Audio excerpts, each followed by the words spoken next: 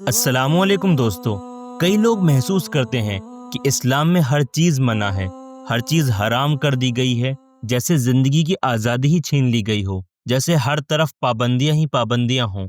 لیکن اگر ہم گہرائی سے دیکھیں تو سمجھ آئے گا کہ اللہ نے صرف ان چیزوں سے منع کیا ہے جو ہمیں نقصان پہنچاتی ہیں، چاہے وہ ہماری روح کے لیے ہو، ہمارے جسم کے لیے ہو یا ہمارے معاشرے کے لیے ہو۔ قرآن میں اللہ تعالیٰ فرماتا ہے، اللہ تمہارے لیے آسانی چاہتا ہے اور تمہارے لیے مشکل نہیں چاہتا۔ اس آیت سے ہمیں یہ سبق ملتا ہے کہ اسلام کے احکام ہمیں صرف قید کرنے کے لیے نہیں ہیں، بلکہ ہماری بہتری اور خوشی کے لیے ہیں۔ اللہ کے ہر حکم کے اندر کوئی نہ کوئی حکمت ہوتی ہے جو ہمارے لیے فائدہ مند ہوتی ہے، چاہے ہم سمجھ پائیں یا نہیں۔ اب اس کی ایک مثال لیجئے۔ اسلام میں شراب کو حرام قرار دیا ہے، لیکن صرف اس لیے نہیں کہ یہ ایک نشہ ہے، بلکہ اس کے پیچھے ایک گہری حقیقت ہے۔ جب انسان شراب پیتا ہے تو وہ نشے کی حالت میں چلا جاتا ہے۔ نشہ انسان کی سوچنے سمجھنے کی صلاحیت کو کمزور کر دیتا ہے، جس کی وجہ سے اس کا دماغ اس کے قابو میں نہیں رہتا۔ اس کا نتیجہ یہ ہوتا ہے کہ وہ صحیح اور غلط کا فرق نہیں کر پاتا اور ایسے فیصلے لے لیتا ہے جو صرف اس کی ہی نہیں بلکہ دوسروں کی زندگی بھی تباہ کر سکتے ہیں۔ آپ نے سنا ہوگا، اکثر کرائمز نشے کی حالت میں ہوتے ہیں، جیسے اپنی بیوی کو مارنا پیٹنا، ریپ، قتل اور دوسرے سنگین گناہ۔ جب انسان ہوش میں ہوتا ہے تو شاید وہ کبھی ایسے کام نہیں کرتا، لیکن شراب اس کی سوچ پر پردہ ڈال دیتی ہے اور وہ ایک ایسا غلط فیصلہ لے لیتا ہے جس کی وجہ سے اس کی پوری زندگی تباہ ہو جاتی ہے۔ اسی وجہ سے اسلام میں شراب کو حرام قرار دیا ہے، کیونکہ یہ صرف ایک برائی نہیں بلکہ ہزاروں گناہوں کا سبب بنتی ہے۔ اسی طرح زنا اور جوا بھی انسان کی خود کی ذات اور سوسائٹی دونوں کے لیے بہت نقصان دہ ہے۔ اسلام میں زنا کو اس لیے حرام قرار دیا ہے کیونکہ اس کے بہت برے اثرات ہوتے ہیں۔ زنا فیملی سسٹم کو تباہ کرتا ہے، کیونکہ جب حرام رشتے عام ہو جاتے ہیں تو رشتوں میں ٹرسٹ ختم ہو جاتا ہے، لوگ بے وفا ہو جاتے ہیں اور گھر ٹوٹنے لگتے ہیں۔ اس کے علاوہ زنا کے نتائج میں اللیجیٹیمیٹ بچے پیدا ہوتے ہیں جن کی نسل کی پہچان مشکل ہو جاتی ہے اور یہ ان کی زندگی کے لیے ایک بہت بڑی مشکل بن سکتی ہے۔ زنا سے ڈینجرس بیماریاں بھی پھیل سکتی ہیں جو صرف ایک شخص تک محدود نہیں رہتی بلکہ پورے سوسائٹی کے لیے رسک ہوتی ہیں۔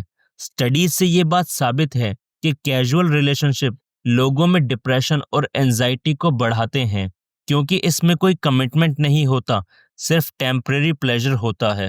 اسی طرح جوا بھی ایک بڑی برائی ہے۔ یہ انسان کو محنت کی کمائی سے دور کرتا ہے اور بنا ایفرٹس کے پیسے کمانے کی عادت ڈال دیتا ہے، جو سوسائٹی کے لیے بہت ڈینجرس ہے۔ ہر شخص سوچتا ہے کہ وہ جیتے گا، لیکن اصل میں 90% لوگ اپنا پیسہ کھو دیتے ہیں۔ جب پیسہ چلا جاتا ہے تو لوگ اور زیادہ گیمبل کرتے ہیں تاکہ لاس پورا کر سکے، اور یہ ایڈکشن بن جاتا ہے۔ جوا صرف ایک شخص کو نقصان نہیں کرتا بلکہ پورے معاشرے میں کرپشن اور نفرت پھیلاتا ہے۔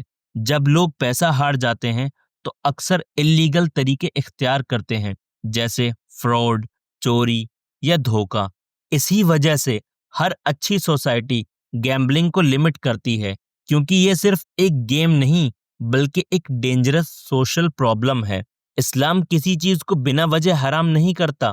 زنا، جوا اور شراب صرف ایک فرد کا مسئلہ نہیں بلکہ پورے معاشرے کو بگاڑنے والے کام ہیں۔ اسلام صرف روکتا نہیں بلکہ ایک بہتر طریقہ بتاتا ہے تاکہ انسان ایک اچھی اور سیکیور زندگی گزار سکے۔ ہر چیز جو اللہ نے منع کی ہے اس میں ہمارے لیے کوئی نہ کوئی فائدے کی بات ہے۔ اللہ کے ہر حکم میں ہمارے لیے حکمت چھپی ہوتی ہے جو ہماری بہتری کے لیے ہی ہوتی ہے۔ بس ہمیں اپنے دل اور دماغ کو اس بات کو سمجھنے کے لیے کھولنا ہوگا۔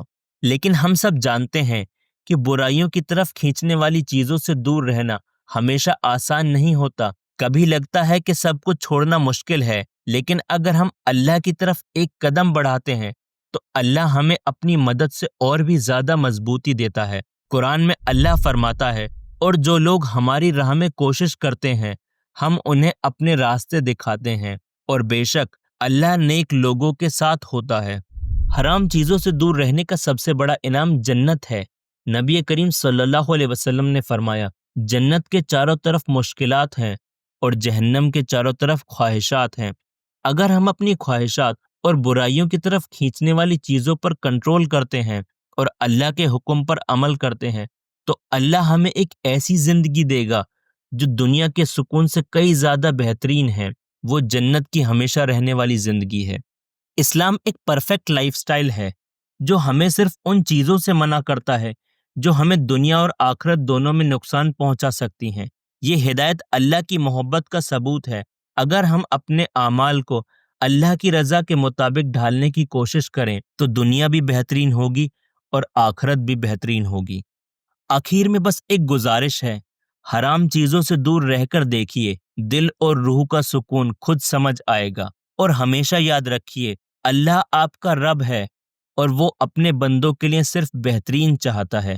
اللہ سے دعا ہے کہ وہ ہمیں حرام چیزوں سے بچنے کی توفیق دے، ہمیں اپنی حفاظت میں رکھے اور ہمیشہ اپنے راستے پر چلنے کی حکمت دے۔ آمین۔